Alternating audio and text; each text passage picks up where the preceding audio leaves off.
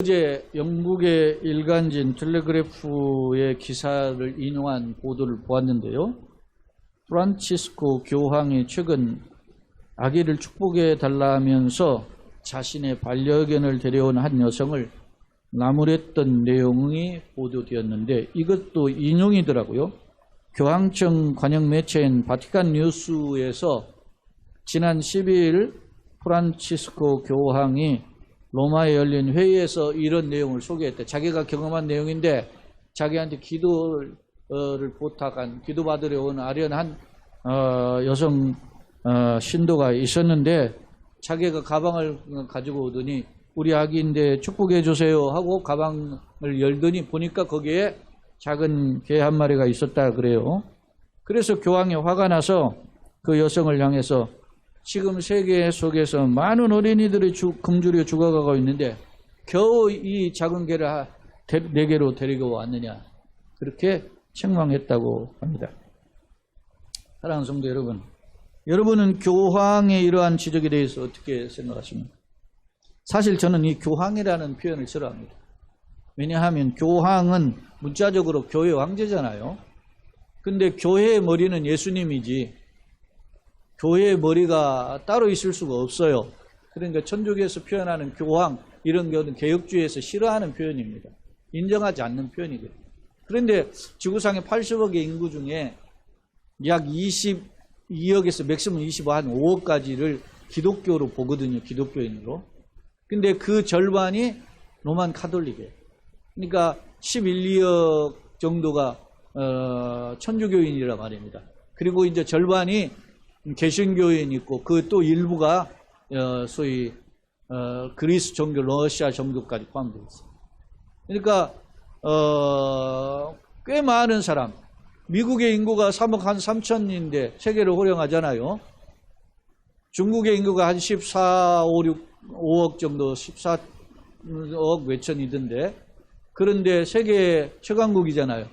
그런 정도의 규모를 가진 그런 초종자를 가진 곳이 교황 아닙니까? 근데 그런 분을 예를 들어서 만나러 갔는데 무엇은 소원을 가지고 만날 것인가? 그분은 교황이라는 것은 천주교에서 이야기하기를 하나님의 대리자, 우리는 그렇게 인정하지 않지만 대리자라고 해서 하나님의 복을 빌어주는 사람 아닙니까? 그런 사람을 만나러 갔는데 겨우 반려견을 데리고 갔다? 그리고 반려견이 안수해달라고 했다? 여러분, 우리나라도 대형교회 목회자들을 만나기가 하늘 별따기를 하잖아요. 목사님 만나가지고 기도 한번 받는 게 어렵다는 거죠. 그런데 그런 어려운 자리를 마련해서 겨우 갔는데 자기 반려견에게 안수해달라? 참 너무나도 아쉽고 한심하고 안타까운 모습이죠. 사랑하는 여러분, 여러분에게 있어서 하나님 앞에 섰는데 하나님,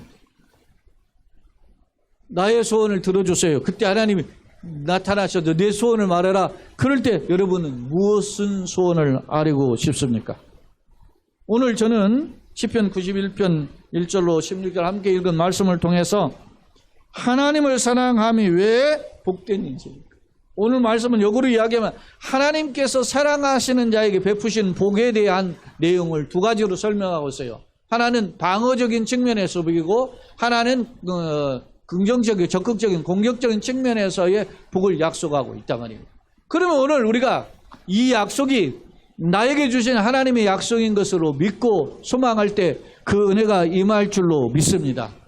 하나님 말씀은 살았고 운동의 자유, 어떤 날성건보다 내려야 영혼과 영과 관계가 골수를 찔러주겠죠. 빛이 있으라 하시면 그대로 되시는 게 하나님 말씀입니다. 믿습니까? 그러므로 이 말씀 문자가 아니라 우리가 그 말씀 아멘으로 화답할 때 나에 대한 약속, 하나님의 약속으로 주어지는 선물이라는 말씀입니다. 오늘 저와 여러분이 이런 복된 약속을 누리기를 예수님의 이름으로 축원합니다. 먼저 시편 91편 14절 말씀을 함께 읽겠습니다. 시작. 하나님이 이르시되 그가 나를 사랑한즉 내가 그를 건지리라. 그가 내 이름을 안즉 내가 그를 높이리라 라고 말씀하죠. 하나님이 말씀하시는데요, 그가 나를 사랑하는, 우리가 하나님을 사랑하니까 또 내가 그를 건지실 것이다. 그가 내 이름을 안즉 내 이름을 하나님이라 고백하면서 하나님을 찾으니까 내가 그를 높이리라. 할렐루야. 하나님이 그렇게 복을 주시겠다고 약속하셨단 말입니다. 어떤 사람을 주셔요? 나를 사랑하는 사람, 내 이름을 아는 사람에게 내가 복을 주겠다라고 오늘 본문의 말씀을 통해서 약속하고 있단 말이에요. 그렇다면 오늘 이 말씀을 보면 하나님의 복인데 결국은 보니까 인생 승리예요. 그러면 하나님은 어떤 승리로 우리에게 약속하고 있을까? 이 말씀은 신학자들은 이 시편 91편을 신명기 32장의 모세의 노래에 비추어서 이야기. 이 모세의 노래는 미래에 있을 이스라엘 민족을 향한 축복의 노래를 표현하고 있거든요. 그런 노래와 흡사하다 이렇게 해석을 하기도 해요. 그런데 오늘 본문은 저는 크게 두 가지 측면에서 하나는 방어적인 측면, 하나는 공격적인 측면에서 살펴보고자 합니다. 첫째, 먼저 방어적 측면인데요. 자, 시편 91편 1, 2절과 9절입니다. 같이 한번 읽겠습니다. 지존자의 은밀한 곳에 거주하며 전능자의 그늘 아래 사는 자여, 나는 여호와를 향하여 말하기를 그는 나의 피난처요 나의 요새요 내가 의뢰하는 하나님이라 하리니. 또 9절 한번 봅시다. 네가 말하기를 여호와는 나의 피난처시라 하고 지존자를 너의 거처로 삼았으므로.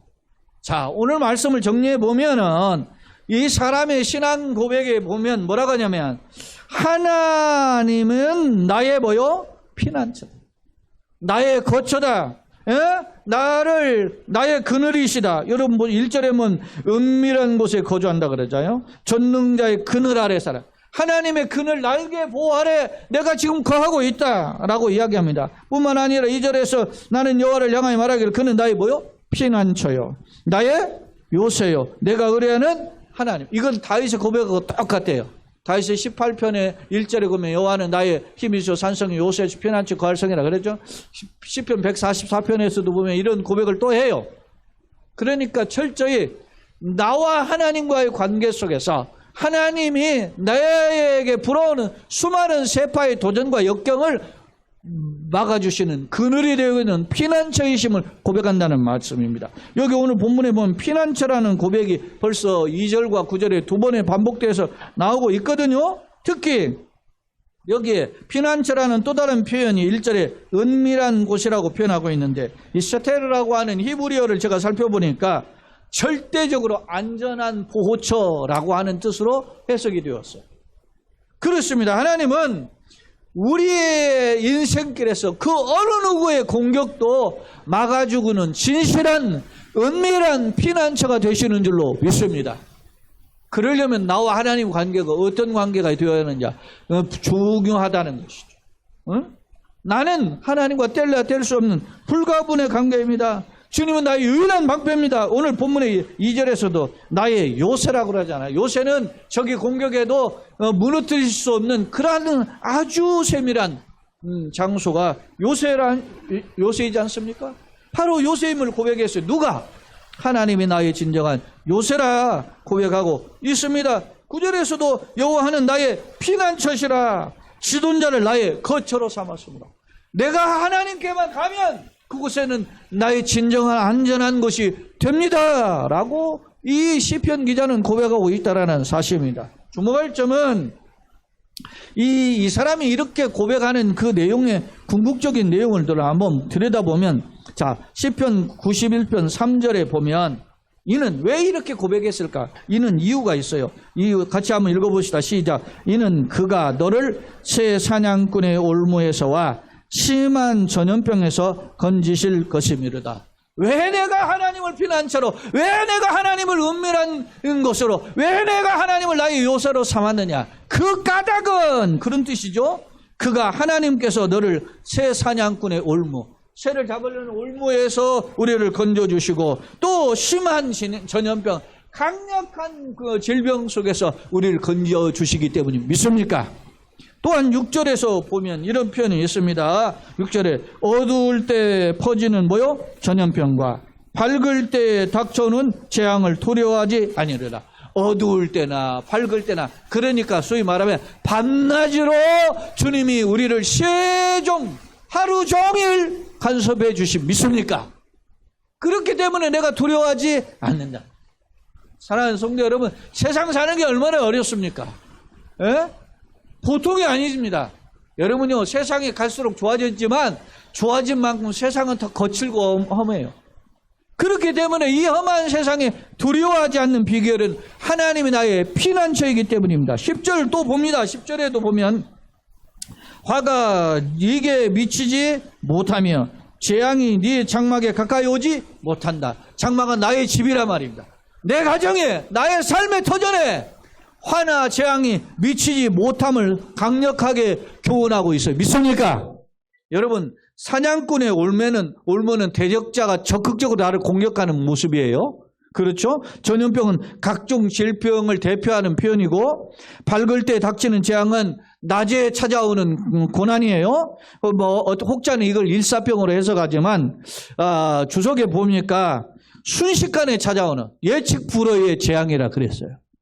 그리고 화나 재앙은 자신 스스로 해결할 수 없는 고통들을 가리켜요. 그러니까 인간 스스로 노력으로 해결할 수 없는 환경적이고 대적자의 도전과 장애물 속에서도 하나님이 나의 피난처이기 때문에, 하나님께 내가 그늘 아래 있기 때문에 하나님의 도우심으로 내가 안전할 것이다 라고 하는 고백입니다.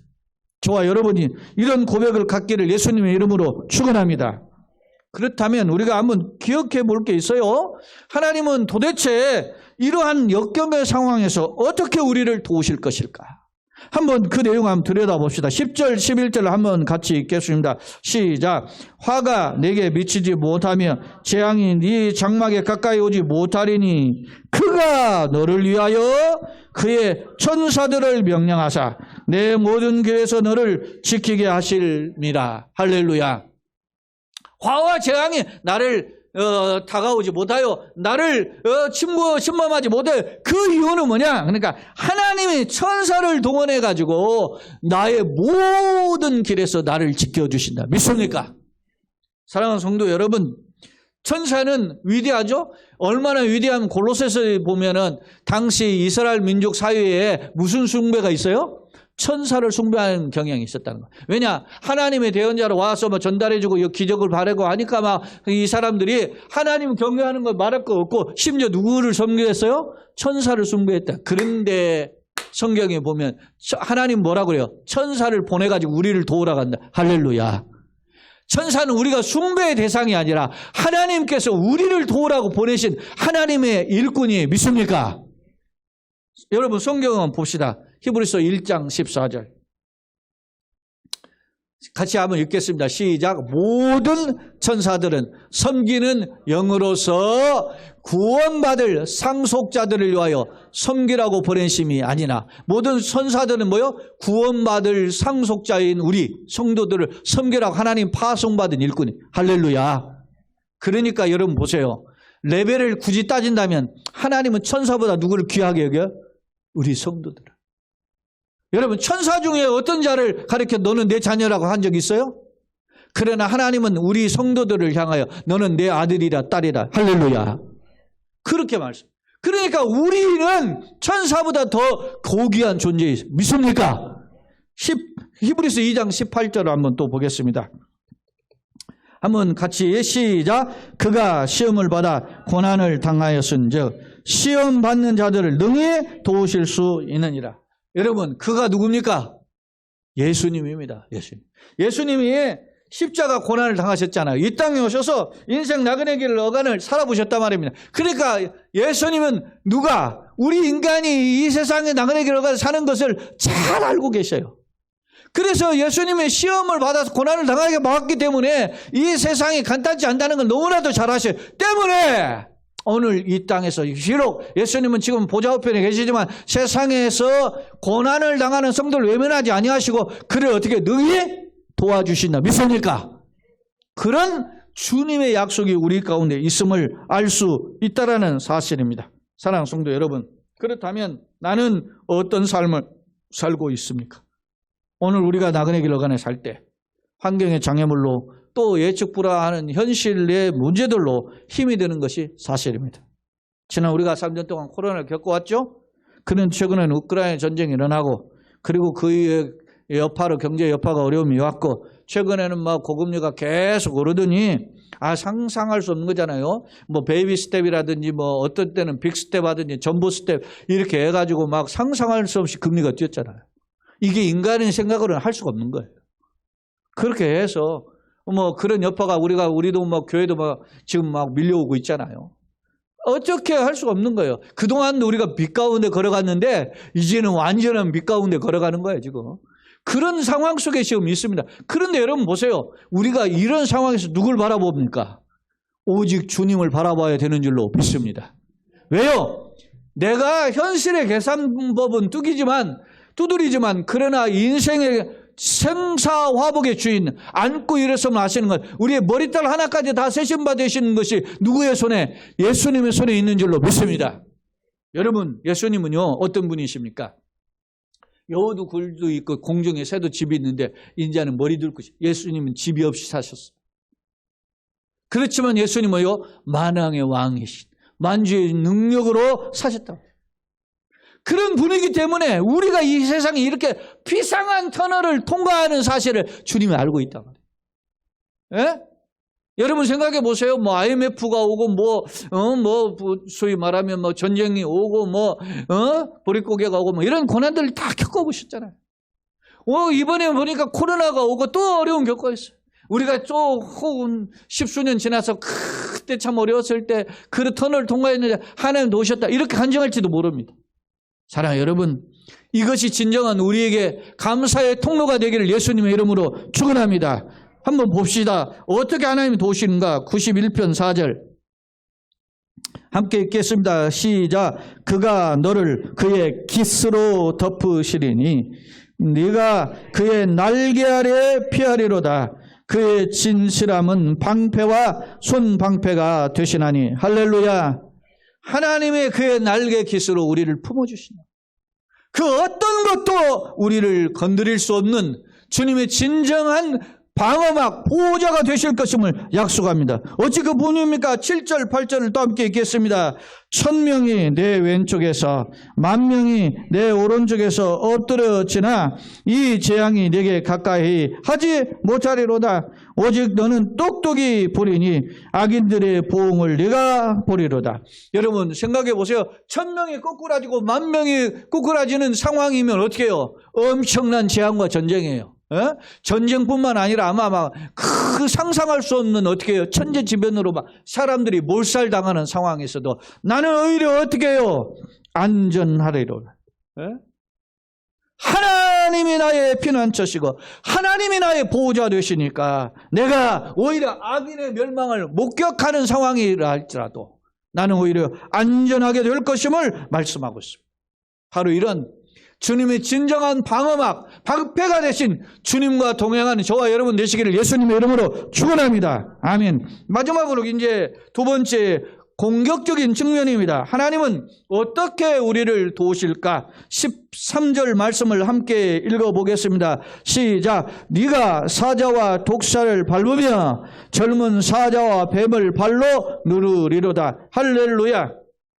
하나님은 우리의 방어막, 보호막만 되게 하실 뿐만 아니라 적극적으로 이기게 하십니다. 여러분 무슨 게임을 하게 되면 수비를 잘하면 0대 0이에요. 그러나 공격을 해야 이기는 거 아닙니까? 수비를 잘하는 건 무승부지만 공격을 해야 이길 거 아닙니까? 골을 넣어야 된단 말이에요. 마찬가지입니다. 여러분 우리를 넘어뜨리는 사탄은 피한 듯 하지만 다시 찾아오잖아요. 예수님을 40일간 시험했던 마귀가 그냥 떠나간 듯 하지만 다시 찾아오잖아요. 끊임없이 공격합니다. 악한 마귀는 우는 사자처럼 성도를 삼키려고 찾아온단 말입니다. 그러면 우리가 그를 이길 무기가 있어야 될 거 아닙니까? 응? 에베소서 6장에 보면은 성도에게 주시는 전신갑주 6가지가 있죠. 그 중에 5가지는 방어예요. 그런데 한 가지는 어떻게 합니까? 공격 무기예요. 그게 뭐냐면 말씀의 검이라고. 성령의 검이라. 우리가 사탄과의 싸움 한바탕에 맞짱에서 승리하는 비결이 필요하다는 말씀입니다. 오늘 본문에서는 무엇을 약속합니까? 네가 사자와 독사를 밟으며 뱀을 밟는다 그러잖아요. 사자와 독사를 밟고 젊은 사자와 뱀을 밟는다. 거듭거듭 반복하고 있어요. 사자와 독사를 밟고 젊은 사자와 뱀을 밟는다. 반복은 강조 아닙니까? 그만큼 하나님이 강력한 힘으로 우리를 하여금 사자와 뱀을 이기는 그런 능력을 부어주신다고 약속하고 있습니다. 사랑하는 여러분, 사자는 전통적으로 어떻게 해요? 용맹성을 상징해요. 그래서 국가마다 나라에 어떻게 해요? 사자 얼굴을 그려놓잖아요. 그건 뭐예요? 용맹성을 강조하는 표현이에요. 뱀은 뭐냐면 대단히 지혜로운 것이에요. 지혜로. 그러니까 강력한 힘과 지혜를 이길 수 있는 힘은 내게 있지 않고 하나님이 도와주셔야만 되는 줄로 믿습니다. 세상은 흔히 옛날에 그랬잖아요. 눈 뜨고 고백하는 세상이라. 그런데 여러분요, 이것보다 더 아주 살벌한 게 오늘의 시대입니다. 여러분요, 세상은 뭡니까? 100% 선도 없고 100% 어떻게 주님 뜻대로 살아갈 그런 게 보이질 않아요. 세계 모든 나라를 보세요. 220개에서 240개 도시국가까지 포함한 240개 국가가 있다는데 여러분 절대 선을 가진 나라 있습니까? 없어요. 절대악은 있어도 절대 선은 가진 나라 없어요. 때를 따라서 어떤 면에서 보면은 아주 손바닥을 뒤집어가지고 그 동지인 것처럼 하다가 공격하고 하는 거예요. 그런 상황에서 우리가 이길 수 있는 힘이 어디 있어요? 하나님의 도우심이 필요하다는 사실을 깨닫게 돼요. 여러분, 시편 2편은 메시아 시편으로 알려져 있는데 시편 2편 9절은 제가 종종 인용하는 말씀인데 함께 같이 한번 읽어봅시다. 시작. 네가 철장으로 그들을 깨뜨리며 질그릇같이 부수리라 하시도다. 네가는 메시아예요. 메시아가 쇠지팡이로 그들을 마귀를 깨뜨리는데 마치 쇠지팡이로 막 질그릇을 깨부수는 것처럼 부술 것이다. 그런데 우리에게 이런 주시는 이 철장의 권세가 요한계시록에 보면 누구에게? 성도에게 하나님의 약속의 백성에게 주신 줄로 믿습니다. 이 권세를 나에게도 주시옵소서. 나도 예수님의 철장의 권세를 가지고 이 세상에서 승리하게 하여 주시옵소서. 고린도후서 4장 8절 9절에 보세요. 바울 사도가 고백합니다. 우리가 어떤 고백을 가지고 하는지 한번 보세요. 시작. 우리가 사방으로 우겨쌈을 당하여도 쌓이지 아니하며 답답한 일을 당하여도 낙심하지 아니하며 박해를 받아도 버림받지 아니하며 거꾸러뜨림을 당하여도 망하지 않는도다. 할렐루야. 사방에 우겨쌈을 당하여도 우리가 쌓이지 않아요. 또 답답한 일을 당해도 낙심하지 않고 박해를 받아 버림받지 않고 심지어 거꾸리 등을 당해도 망하지 않는 것이 왜요? 주님이 우리와 함께 하시기 때문인 줄로 믿습니다. 그 능력을 붙들고 붙잡혀서 그 손에 붙들린 저와 여러분 되길 예수님 이름으로 축원합니다. 자, 그래서 15절 오늘 말씀 봅시다. 15절에 이렇게 이야기해요. 하나님 뭐라고 하시는지 봅시다. 하나님이 14절에 약속하시고 이제 내가 그 14절의 약속에 붙잡고 이제 기도하는 거예요. 자, 14절 제가 읽고 15절을 같이 읽겠습니다. 하나님이 이르시되 그가 나를 사랑한즉 내가 그를 건지리라. 그가 내 이름을 안즉 내가 그를 높이리라. 이렇게 하나님 약속하시니까 우리가 어떻게 기도해야 돼? 한번 보시자. 그가 내게 간구하리니 내가 그에게 응답하리라. 그들이 환난 당할 때 내가 그와 함께하여 그를 건지고 영화롭게 하리라. 할렐루야. 하나님이 약속하시고 하나님이 말씀하시기를 그가 나에게 어떻게 해요? 기도한단 말입니다. 하나님 도와주세요. 그럴 때 내가 여기 있다 응답하시고 그들이 환난 당할 때 내가 그와 함께하여 그를 건져주셔서 결국 그를 영광스러운 상황으로 이끌어 주시겠어요. 믿습니까? 그렇습니다. 여러분의 고난이 여러분의 슬픔이 변하여 춤이 되는 역사가 있기를 예수님의 이름으로 축원합니다. 이것은 제 약속이 아니라 하나님의 약속이라고. 네? 그래서 예레미야 선지자가 예레미야서에서 그 당시 이스라엘 백성들이 선포할 때 그래서 너희를 향한 하나님 말씀을 인용하는 너희를 향한 내가 하나님 재앙이 아니요 평안 장래에 소망을 주는 것이다. 그러니까 세상 생각 버리고 하나님께 알아 하나님께 부르시다 그러는 거죠. 하나님의 약속을 붙잡는 삶. 그러면 그 약속이 뭡니까? 16절 마지막 절에 보면 내가 그를 어떻게 해요? 장수하게. 여러분 장수하게 한다면 오래 하는 건 영생입니다. 믿습니까? 현실 속에서 그 수많은 장애물 속에서도 장수하게 한다는 것은 성도의 나그네 길을 그래 승리하시고 영생으로 이끌어 주시는 약속입니다. 장수하게 함으로 그를 어떻게 해요? 만족하게 하며 나의 구원을 그에게 보이리라. 할렐루야. 그렇습니다. 사랑하는 여러분, 예수님과 함께 배를 타고 가니까 풍랑이 와니까 막 주여 우리가 죽겠나이다. 주님 왜 주무십니까? 그렇죠. 그런데 예수님이 일어나서 바람을 꾸짖으시 찬란하게 되었다. 여러분, 예수님과 함께 가면 예수님의 손에 붙들리면 승리하는 축복의 걸음이 되는 줄로 믿습니다.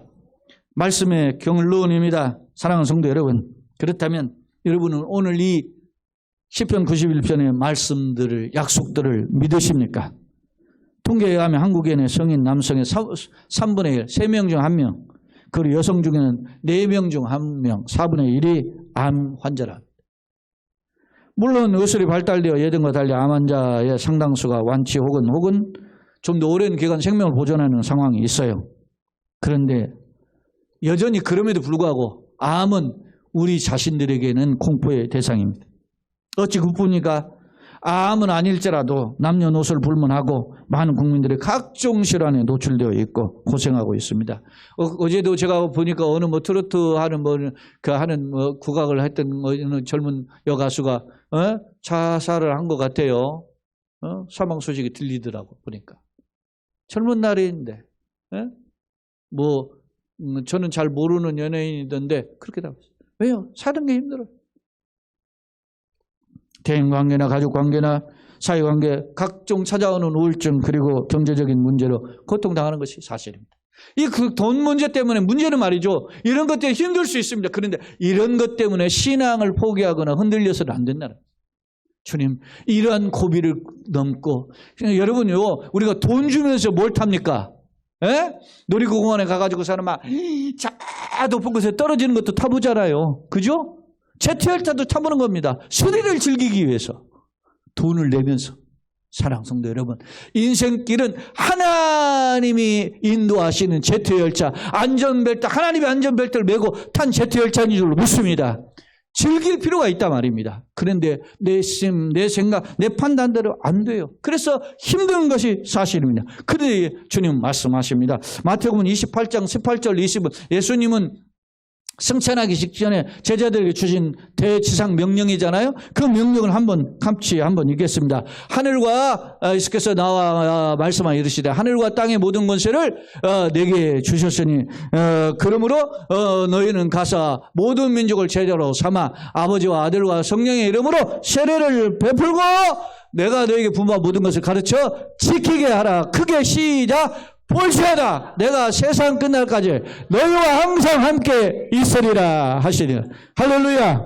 세상 끝날까지 항상 함께 있어. 뭐가? 하늘과 땅의 모든 권세를 가지신 예수님 믿습니까? 그래서 로마서 8장에 보면 그 어떤 것도 우리를 주님이 사랑하시는 사랑에서 끊을 수 없다라고 바울이 확신하고 있었던 것입니다. 바라기는 빌립보서 4장의 13절에 보면 내가 풍부에 처할 때도 가난에 처할 수 있다. 어떤 상황에서도 내가 뭡니까? 항상 찾아가는 비결이 있다. 그러면서 뭐라고 합니까? 내게 능력 주시는 자 안에서 내가 모든 것을 할 수 있는 믿습니까? 내게 능력 주시는 분이 누굽니까? 예수님인 줄로 믿습니다. 그렇습니다. 예수님의 손에 붙들리면 우리가 승리하게 되는 줄로 믿습니다. 예수님의 손에 붙들리면 우리가 이 험한 장애물을 극복하고 이겨낼 줄로 믿습니다. 그렇기 때문에 우리의 기도가 뭐예요? 주님, 나를 붙잡아 주시옵소서.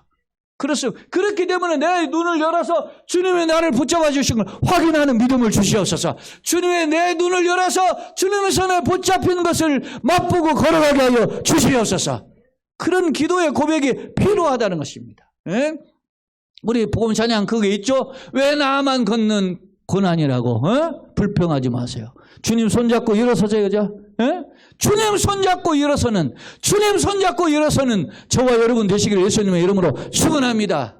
주님의 손에 이미 붙들렸어요. 그런데 내가 막 가려고. 여러분, 제가 아까도 이야기했잖아요. 그 하고에게 제가 톡을 하나 보냈습니다. 억지로 신학을 했는지 모르지만 그 신학은 축복의 코스입니다.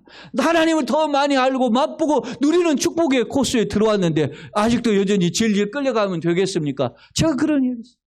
사랑 성도 여러분, 이제는 우리는 주님의 손에 붙들려 있습니다. 그런데 그 주님 손의 능력을 이제 맛봐야 될 거 아닙니까? 억지로 끌려가는 자가 아니라 주님과 함께 한 걸음 한 걸음 걸어가서 주님의 능력을 맛보는 저와 여러분, 우리 교회요 가정 성도가 되길 예수님의 이름으로 축원합니다. 특별히 우리 젊은이들 어린이들에게 그 하나님의 넓고 깊고 오묘한 것을 잘 몰라요? 모르는데 그들이 주님을 더 알아가서 주님의 그 능력을 맛보 아는 자 되기를 예수님의 이름으로 거듭 축원합니다. 나아가 육신적으로 연약한 환우들, 경제적으로 어려운 성도들에게 하나님의 동행하심이 맛보아져서 내가 시험 당할 때 피할 길을 내시고 합력하여 손을 이루시는 놀라운 은총이 오늘 이 시편 기자처럼 나의 고백이 되어서 주님이 이렇게 나를 도우셨군요. 감사합니다. 주님께 영광을 돌리는 축복의 성도요 가정 교회 되시기를 예수님의 이름으로 거듭 축원합니다. 아멘.